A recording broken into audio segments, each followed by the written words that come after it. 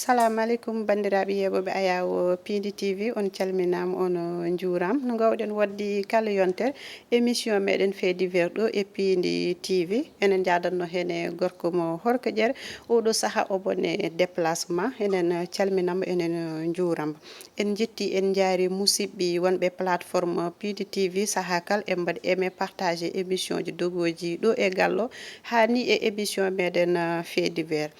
divers meɗen hande puɗɗirtoɗen ko oɗo suhu gorko fiidi ɗum jibinaɗo mum debbo ha oɗo saaha o bone juuɗi laamu ko saabi ombo fi jibinaɗo makko debbo o wi wonde babiraɗo woni bammakko jibinaɗo makko gorko koko yalti aduna on noon woppirinoɓe jawdi kewdi kamɓe saaha kala ha e jangde mabɓe seɓe gari e yummiraɗo hollirdeɓe keɓe sohluɓe haalis pour jangde mabɓe walla sodde saaha hunde ko cukalel sohlata yummiraɗo jaɓata yummiraɗo nen resdire gorkajo goɗɗo on nen wone gallo waɗata dirigé yummiraɗo dirigé jawdi babiraɗo kanko noon ɗum ɗon woni ko jeeɓani hay saaha goto saabu hollirdemo ko bammakko kañum ligguino jawdi so bammakko yalti aduna ko kamɓe ɓiɓɓe muɗum poti ronde jawdi ɗi wona gorkajo goɗɗo oɗon phénoméne noon ene heewi yiyede saaha kala enen jii des fois wona rewɓe so jalti aduna goppidi joom suudu mumen jawdi ɓeeɗo wona anji sukaɓe mumen mais des fois jomumen janate worɓe opportuniste uji en wiye rewɓeɓe ce sont des opportunistes mais hay des fois aɗa yi gorko taw tahata ɗum resdirde debbo tan ko andude oɗo debbo mo wawa lelade jawdi muɗum waɗira ɗum utilisé no weela gonga ni kanko ɓiɗɗo gorko o juumi o ɓurtini no fewi par ce que fiide jibinaɗo mum ɗum kam c'est intolérable mais jibinaɓe tamit yo gandu des fois kañumenne en jogno ɓiɓɓe mumen hakke saabu joom galle ma soko yalti aduna oppirimama jawdi ponɗa ko toppitade hen ti ɓesgu muɗum wona wiide ene waɗa hen goɗɗum ko fewani kanko oɗon gorkaji aussi gonɗo e galle o lelti e jawdi on gorko jaltuɗo aduna ombo ƴeewa sukaɓe muɗum ene kayɗa ene jiiɗi hunde taw mbawata dañde alors que bammumen woppini ɗumen jawdi sa miijinom ko naw ko jomum woppanima ɗon des fois ma wood ka watta yo yimɓe gartir hakkillaji mumen jawdi aduna dal jarani won hunde o aduna gasɗo ha laaɓi ceerno yo yooɗo tan fait divers men ɗiɓɓo oɗo ko suku debbo goto wonduno e suku gorko goto kamɓe ɗiɗi noon ɓe jaltidanno excusez moi du terme joni kanko suku debbo mataw kanko e gorko o woodi keeɓi cekkidira ha kanko suku debbajo o ƴetti hen reedu no ƴettinde hen reedu noon o yiɗano jibinama makko tin ɗum hade makko dañde caɗele kanko e suku gorko eɓe gone wadde trouvé solution neɓe mbaɗata haaɓe bonno reedu ndu a suusa yaade pharmacie mbiya jeeye kam médicament pour bonnude reedu non plus hôpital a suusa saabu aɗa wawi fawede hen junggo wiyede a wari neɗɗo joni noon ɓe mbaɗa connecté e TikTok ɓe jii hen suku gorko goto eɓe ganduɗa ni ko gorko walla ko debbo ene yeeya médicament ji pour bonnude reedu ɓe mbaɗi contacté gorko noon a heɓtamo appel normal keɓatamo tan koye WhatsApp o wiɓe o filmi oɗo médicament ji o neldi ɗum ɓen o wi eɓe mbaɗa payé par Wave par seɓe jooɓi par Wave ko nden noon o neldataɓe médicament o eɓe ƴetti halis baɗɗo kewɗo seeɗa eɓe neldi ɗum suku gorko pour neldaɓe médicament ɗeɓe neldi ɗo halis o on waɗi retiré halis o par Wave ko nden eɓe donki hankkadi hebdemo seɓe noddimo WhatsApp o ƴettotamo e appel normal aussi o heɓata kanko suku debbajo oɗo koye caɗele mawɗo o wondi halis makko yeehi reedu nen ɓeydoya wadde avancé te bonata mi sikku en mbiyata ɗum ene jarano ɗum saabu sa añino ƴettude reedu je pense que a fotani wadde ko gandanɗa hoorema ene hokkuma reedu te ɓinguel kam je pense que Allah hokkimama ɗum c'est une bénédiction a fotani wiide aɗa wara temedere debbo hande nena faada so dañi ɓinguel peu importe no dañiri ɓinguel nguel ma ƴettu welto hen gartiri hakkillaji moon e won achat ji sur TikTok affaire o sirani ko oɗo ɓoolo arnaka ɓoolo woni ɗo sen gummima ɗo net oɗo fait divers ko gujjo mo gandanɗa hoorema hawrani hen aɗa andi des fois Abouba wuyɓeɓe eɓe mbasa jogade sens oɗo gujjo o wujji suku debbo o wonno koye oto muɗum aɗa andi tamit des fois yimɓe so gone auto ji mumen waɗi embouteillage pour que yekkirde vitre uji ɗi mbaɗa verrouillé encore porte mumen mais won hen mbatta ɗum